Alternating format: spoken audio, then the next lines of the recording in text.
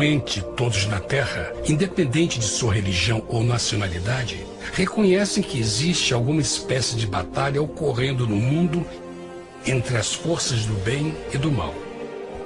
Uma luta colossal entre a luz e as trevas, a verdade e o erro, a opressão e a liberdade, o bom e o mal, e finalmente, a vida e a morte. Qual é a história por trás deste evidente paradoxo? Muitas religiões, assim como a Bíblia, ensinam que além deste véu tridimensional do mundo físico que vemos, existe outro mundo espiritual que não podemos ver.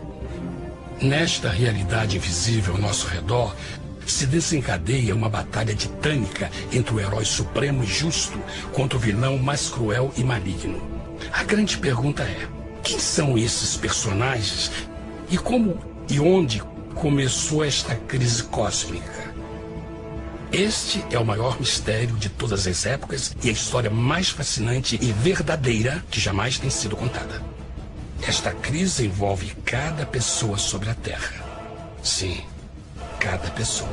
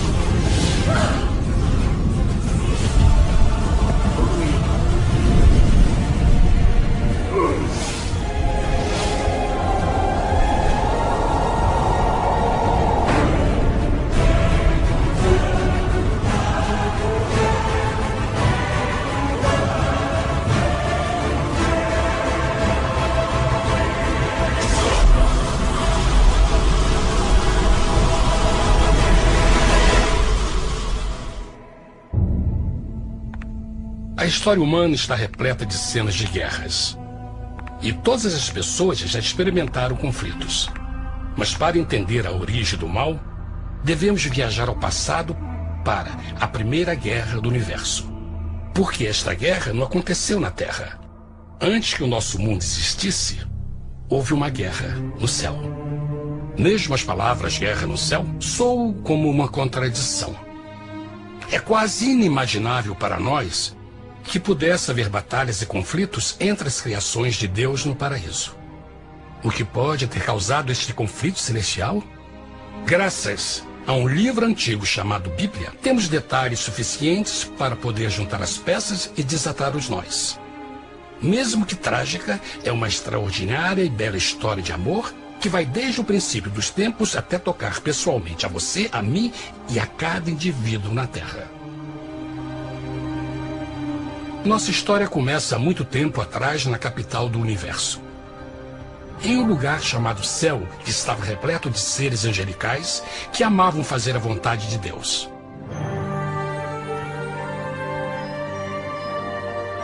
Sob o justo e amoroso governo do Criador, todo o céu desfrutava uma existência de felicidade e perfeita paz. O príncipe supremo do paraíso e comandante dos anjos era o poderoso e amoroso Filho de Deus, mais conhecido com o nome que adotou quando veio à Terra, Jesus. Ele tinha o mesmo propósito e pensamento com Deus, o Pai. O céu, sob o comando compassivo do Pai, Filho e Espírito Santo, provou ser um maravilhoso lugar de paz e alegria. Para realizar as ordens de Deus, a Trindade estava rodeada de um oceano virtual de inumeráveis espíritos ministradores chamados serafins e querubins, mais conhecidos como anjos. Estas poderosas e inteligentes criaturas descobriram que a felicidade estava em cumprir as ordens do Todo-Poderoso. Mas Deus criou um extraordinário anjo para atuar como líder de toda a multidão celestial. A Bíblia nos diz que seu nome era Lúcifer, que significa portador da luz. Este querubim foi o maior ser criado por Deus e assumia a posição mais próxima do trono de Deus, estando diretamente sob a autoridade de Jesus. A tarefa de Lúcifer era difundir a luz e o conhecimento da vontade de Deus a todos os outros anjos. Lúcifer foi o mais esplêndido ser criado por Deus. Era extremamente bonito e dotado de enormes poderes de liderança e organização. Entre os anjos, ele foi muito admirado, respeitado e amado como amigo. Mesmo assim, Deus previu o mal que Lúcifer estava a ponto de introduzir no reino da luz. Cheio de sabedoria e formosura, de todas as pedras preciosas te cobrias. Tu eras o querubim, ungido para cobrir, e te estabeleci. No monte santo de Deus estavas. No meio das pedras afogueadas andavas. Perfeito eras nos teus caminhos, desde o dia em que foste criado, até que se achou iniquidade em ti. Quando Lúcifer percebeu a sua beleza e poder, seu coração pouco a pouco começou a mudar. Permitiu que seu enfoque se afastasse de Deus e direcionou seu amor para si mesmo. Talvez nunca saberemos completamente como e porquê estas sementes de rebelião germinaram em seu coração. Mas o profeta Isaías nos dá uma visão do pensamento de Lúcifer. Como caíste desde o céu, ó estrela da manhã, filha da alva! Como foste cortado por terra, tu que debilitavas as nações! E tu dizias no teu coração: eu subirei ao céu, acima das estrelas de Deus exaltarei o meu trono. Subirei sobre as alturas das nuvens, e serei semelhante ao Altíssimo. Lúcifer, aos poucos, começou a cobiçar o poder de Deus, mas não sua personalidade. Ao pensar em suas próprias habilidades e belezas extraordinárias, os perversos tentáculos do orgulho e vaidade congelaram sua mente. Este ressentimento e inveja fizeram com que ele violasse a lei sagrada de Deus e se rebelasse contra seu governo. Precisamos fazer uma pausa e esclarecer algo. Desde o princípio, Deus ordenou que as leis da física governassem o mundo material em que vivemos. Sem essas leis naturais, o universo seria um caos. Do mesmo modo, as leis morais de Deus sempre têm dado segurança e estabilidade ao cosmos. Alguns pensam que os 10 mandamentos não existiram, até que o Senhor os entregou a Moisés no Monte Sinai. Mas as Escrituras nos ensinam que os princípios das leis de Deus sempre existiram por toda a eternidade, pois são a base fundamental de seu reino de amor. Seguros todos os seus mandamentos, permanecem firmes para todo sempre, e são feitos em verdade e retidão. Os 10 mandamentos são um resumo das características de um Deus de amor. Os primeiros 4 mandamentos descrevem quem é Deus, seu poder, seu território e autoridade. Os últimos 6 descrevem como é Deus, sua honestidade, sua pureza, sua fé. Todas estas coisas sempre foram verdade e sempre serão verdade. Agora, pela primeira vez na história da eternidade, Lúcifer começou a violar esses princípios perfeitos. Lúcifer sabia que se fosse compartilhar o poder e status de Deus, necessitaria de apoio. E deu início ao trabalho. Começou sorrateiramente a circular entre os outros anjos, plantando sementes de dúvida e descontentamento a respeito da liderança de Deus, ao mesmo tempo em que, sutilmente, revelava suas próprias virtudes. Ele insinuou que Deus abusava de seu poder divino e suas leis restringiam a verdadeira liberdade e felicidade de suas criaturas. Com seu raciocínio audaz e poder de influência, Lúcifer pôde persuadir a um grande número de anjos a se unirem para seu motim. Talvez se perguntem, como tantos anjos inteligentes puderam seguir esse desertor? Bom, lembrem que até esse ponto nenhum anjo tinha escutado uma mentira. E nesse primeiro estágio da rebelião, os anjos não perceberam a obsessão de Lúcifer em assumir a posição de Deus. Não sabiam que finalmente ele planejaria a tortura e o assassinato do Filho de Deus na cruz com a intenção de ocupar o seu trono. Estranhamente, Lúcifer pensou que poderia ocultar seus verdadeiros propósitos de Deus. Ai dos que querem esconder profundamente o seu propósito do Senhor e fazem as suas obras às escuras e dizem: quem nos vê e quem nos conhece? Não pense nem por um momento que a rebelião de Lúcifer surpreendeu Deus e o pegou desprevenido. O Senhor sabe de todas as coisas e os pensamentos de suas criaturas. Ele entendia exatamente o que estava se passando pela mente de Lúcifer. E piedosamente Deus advertiu o desgarrado anjo do perigo. Mas no final, o orgulho e a vaidade não permitiram que Lúcifer se arrependesse.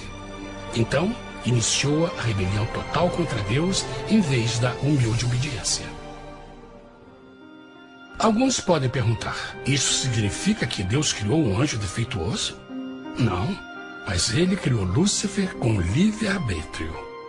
Verão que o livre-arbítrio é uma coisa maravilhosa, mas também muito perigosa, incluindo o risco de uma rebelião e a possibilidade de que o amor de Deus seja rejeitado. Vejam que o amor real não pode vir de uma criatura pré-programada e não pode ser forçado, deve ser voluntariamente dado. Por exemplo, mesmo que seja bonito este cachorro robô, na verdade, nunca poderá amar-me. Posso fazer que pareça que me ama, mas só estará seguindo instruções pré-programadas. Não tem opção. Por outro lado, este pequenino está realmente feliz em ver-me. Ele decidiu dar-me seu afeto. E com o tempo, nossa relação se fará mais forte, enquanto eu ame e cuide bem dele.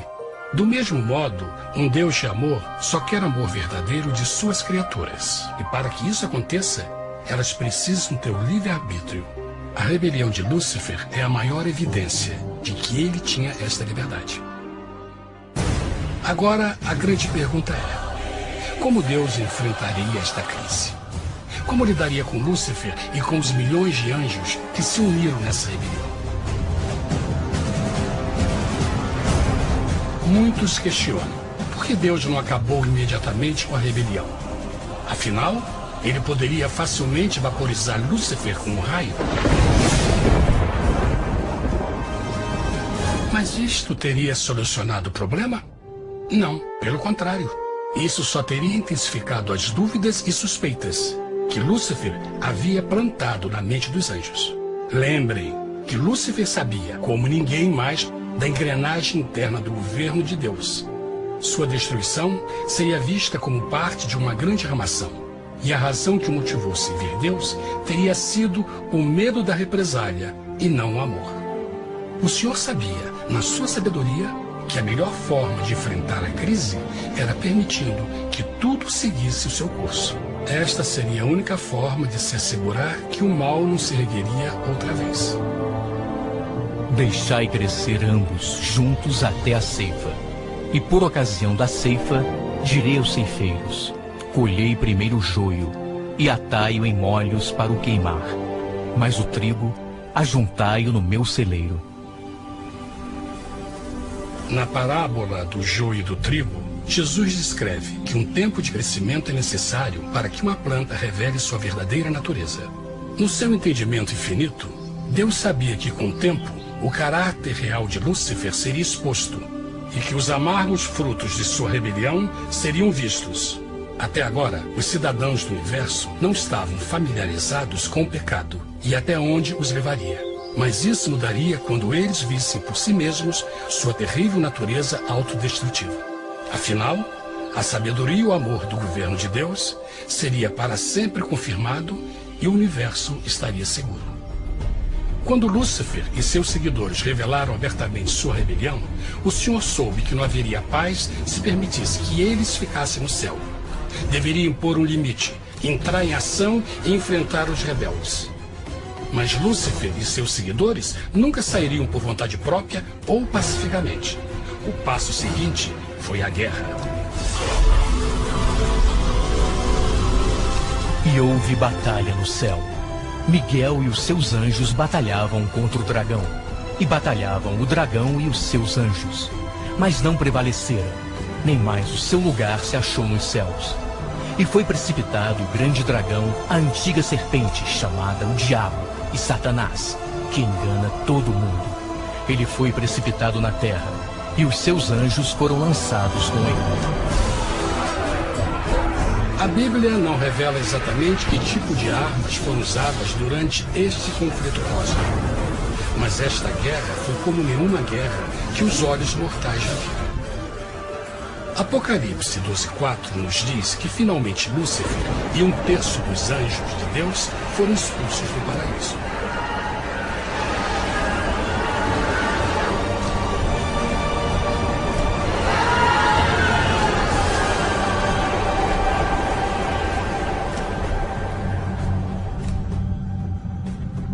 Mas e agora?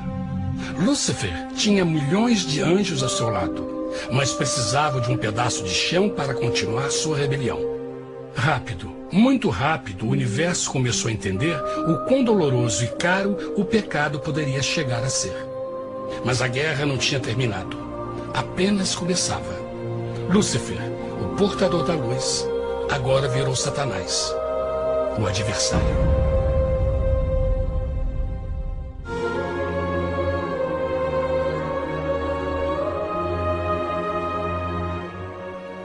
Depois da guerra no céu, Satanás e seus anjos caídos foram expulsos da corte de glória. Por um tempo, o diabo e seus demônios vagaram pelo universo buscando inutilmente mundos que se compadeceram e se uniram à sua rebelião. Enquanto isto, o coração de Deus sentia intensamente o vazio que deixou a perda de Lúcifer e seus anjos. Então o Pai, o Filho e o Espírito Santo retomaram o seu trabalho favorito, o maravilhoso trabalho da criação. Decidiram fazer um mundo novo, pleno, com muita variedade e diversas criaturas de amor. Este novo mundo seria único, porque as criaturas principais seriam feitas à imagem de Deus. Para eles, o Senhor também daria o domínio deste planeta novo, que conhecemos como Terra. No princípio, Deus criou a terra. E viu Deus tudo quanto tinha feito, e eis que era muito bom. Que imagem maravilhosa! Deus forma um novo mundo, nosso planeta, Terra. E em cada maravilhoso dia da criação, algo novo e espetacular começa a fazer parte da cena. Por exemplo, no terceiro dia, Deus falou e uma linda e exuberante vegetação fez parte da existência. Plantas de todas as cores, formas e tamanhos. No quinto dia, o mundo estava repleto de espantosas e exóticas criaturas, que podiam tanto se elevar aos céus como deslizar pelas águas azuis. E outras podiam fazer as duas coisas. No sexto dia, houve a introdução de um grande número de animais terrestres. Desde o gigante elefante até o pequeno esquilo, cada um encontrou um lugar nesse novo planeta para viver em harmonia com o resto da criação. E também no sexto dia, Deus criou o homem. E disse Deus: façamos o homem à nossa imagem, conforme a nossa semelhança. E formou o Senhor Deus o homem do pó da terra, e soprou em suas narinas o fôlego da vida, e o homem foi feito alma vivente. E plantou o Senhor Deus um jardim no Éden, do lado oriental, e pôs ali o homem que tinha formado.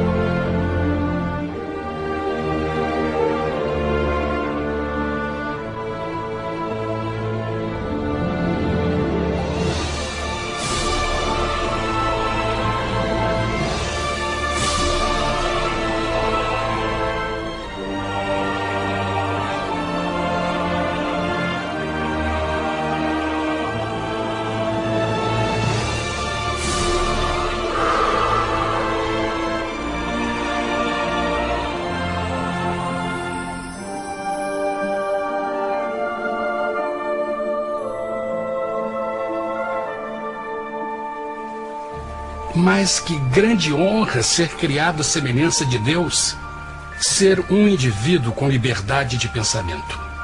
No princípio, o homem não percebia a sua nudez. Provavelmente porque antes do pecado ele estava vestido de glória e luz.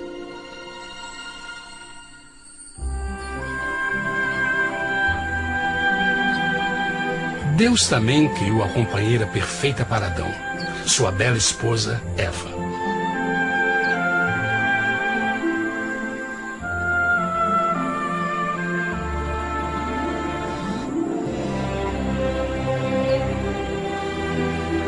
O feliz casal foi colocado em um magnífico jardim perfeitamente projetado para aumentar sua felicidade. Para Adão e Eva e as outras criaturas da terra, também foi dado o privilégio divino de procriar a sua própria imagem. A intenção de Deus foi que a raça humana tivesse domínio sobre este paraíso perfeito para sempre. Eternamente felizes e saudáveis, trabalhariam com a flora do jardim de Deus, enquanto desfrutariam o afeto e companhia de todas as criaturas sob seus cuidados. O ambiente que nossos primeiros antepassados experimentaram foi muito diferente do mundo de hoje.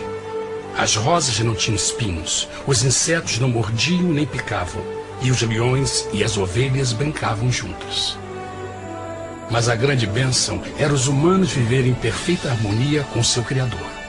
A cada 7 dias, Adão e Eva descansavam de seu prazeroso trabalho e gozavam de uma comunhão com a visita de seu Criador. Era um mundo esplêndido e maravilhoso. E esse estado de felicidade teria continuado eternamente se nossos primeiros parentes tivessem mostrado fidelidade com uma simples prova. Mas da árvore do conhecimento do bem e do mal, dela não comerás, porque no dia em que dela comeres, certamente morrerás. Visto que o adversário havia contaminado o universo com sua rebelião, o Senhor viu a necessidade de uma simples prova de amor e lealdade.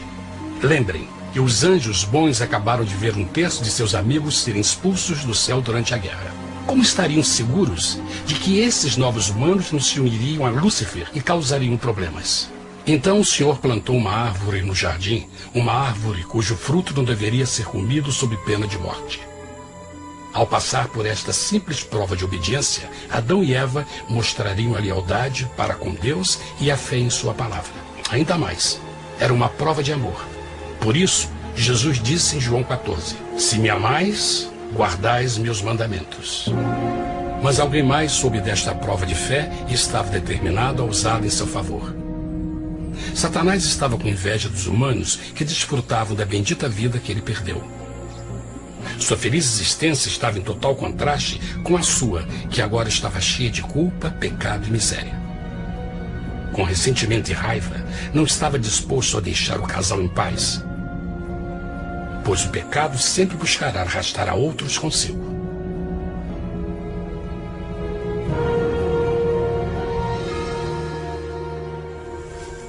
Então um dia, quando Eva estava concentrada em seu agradável trabalho, se viu sozinha e muito perto da árvore proibida. Foi quando Satanás viu sua oportunidade. Através de uma serpente hipnotizante, o anjo caído chamou Eva até a árvore e a envolveu em uma conversação.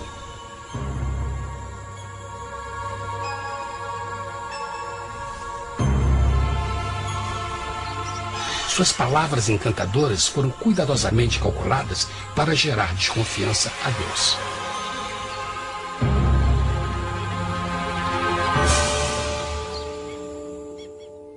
A serpente replicou à mulher, de modo algum morrereis. Deus sabe que no dia em que dele comerdes, vossos olhos se abrirão, e sereis como Deus, conhecedores do bem e do mal.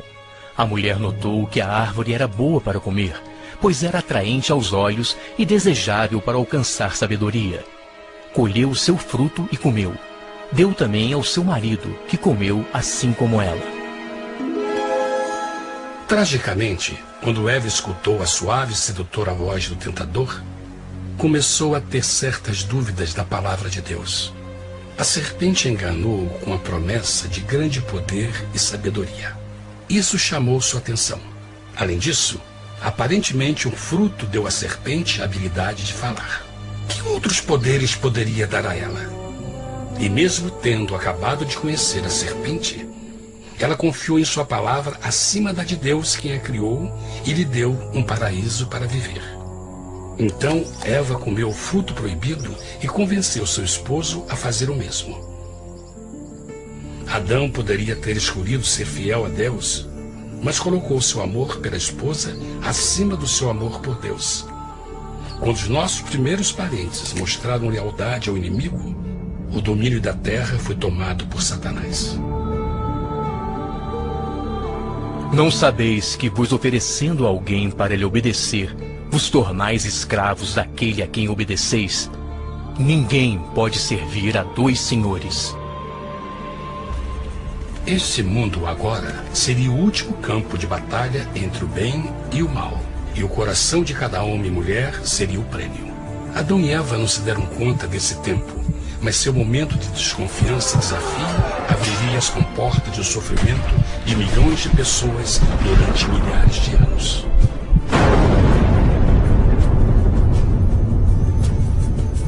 Portanto, como o pecado entrou no mundo por um homem, e por ele a morte, e assim a morte transmitiu-se a todos os homens naquele em quem todos pecaram. Nossos primeiros parentes logo enfrentaram o terrível resultado de seu pecado. Em estado santo, Adão e Eva resplandeciam com túnicas de glória. Depois de pecarem, suas túnicas naturais de luz se desfizeram e eles ficaram mortificados com a sensação de sua nudez. Vergonha e temor tomaram lugar de sua alegria e paz e trataram de cobrir sua nudez com folhas. Agora eles se encontravam sob constante influência do diabo. Ao ceder à tentação, debilitaram sua natureza, e Satanás ganhou poder sobre a humanidade. As pessoas não podiam resistir às tentações do diabo com sua própria força. Por último, e o mais aterrador, se encontravam vivendo sob a pena de morte iminente. Deus havia advertido que a desobediência traria a morte. Já tinha experimentado a morte espiritual. Quanto tempo passaria para sofrerem a morte física também? Nesse ponto, seu futuro não tinha nada mais que escuridão e desespero. Tendo expulsado o homem, colocou diante do jardim do Éden os querubins com o cintilar da espada flamejante, para guardar o caminho da árvore da vida. Como o pecado provocou a expulsão dos anjos caídos de seu lar celestial, agora pela desobediência, Adão e Eva foram tirados de seu jardim, seu lar no paraíso. Tudo à sua volta estava mudando rapidamente, e a humanidade se encontrou suscetível às dores, doenças e finalmente à morte. Até os animais e plantas estavam infectados pela terrível maldição. Os espinhos e cardos agora pareciam árvores e flores, e os animais que antes eram gentis começaram a se matar e a devorar uns aos outros. O pior resultado foi que o pecado separou a humanidade de Deus. Mas vossas iniquidades cavaram um abismo entre vós e vosso Deus. São vossos pecados que ocultaram de vós sua face, para não vos escutar. Na criação, foram dados a Adão e Eva a honra de falar com os anjos, e até com o Filho de Deus cara a cara. Mas Deus é tão puro e santo que nenhum mal pode existir na sua presença. Agora que os primeiros humanos tinham pecado, Deus afastou sua santa presença deles para a sua própria proteção. O pecado tinha queimado uma parte da alma do homem que já não podia ver a dimensão espiritual. Deste momento em diante, a comunicação com o céu seria limitada. Mesmo com todas estas maldições caindo sobre Adão e Eva, o coração do Senhor se encheu de compaixão. A lei que haviam violado não poderia ser alterada para salvá-los, pois é tão sagrada e imutável como Deus mesmo. O Senhor sabia que havia só uma maneira na qual o homem podia se redimir. Então um plano foi revelado, nascido do fundo do coração de Deus. Um plano para salvar o homem de seu encontro com a morte eterna e restaurar tudo que estava perdido com o pecado.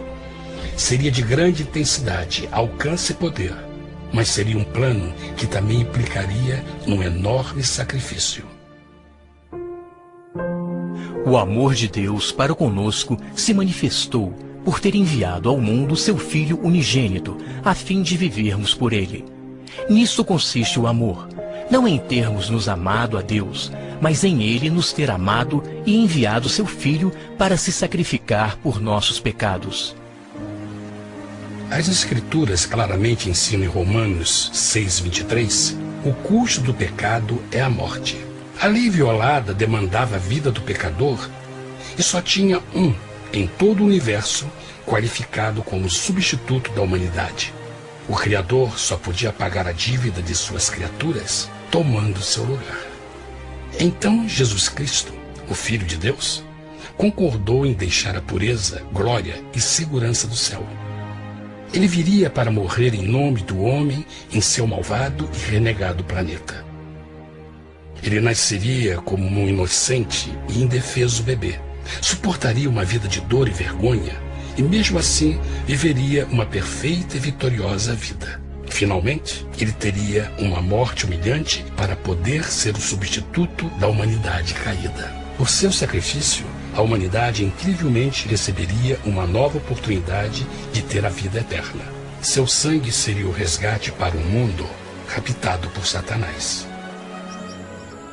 Este maravilhoso plano de redenção foi graficamente ilustrado no sistema de sacrifício de animais ordenado por Deus depois da queda do homem. O Senhor tinha avisado Adão e Eva que iriam morrer no dia em que comessem do fruto proibido. E como que permaneceram vivos? A Bíblia nos diz que imediatamente depois do pecado, Deus providenciou roupas na forma de peles de animais. É bom notar que o Apocalipse se refere a Jesus Cristo como a ovelha que foi morta desde o princípio do mundo.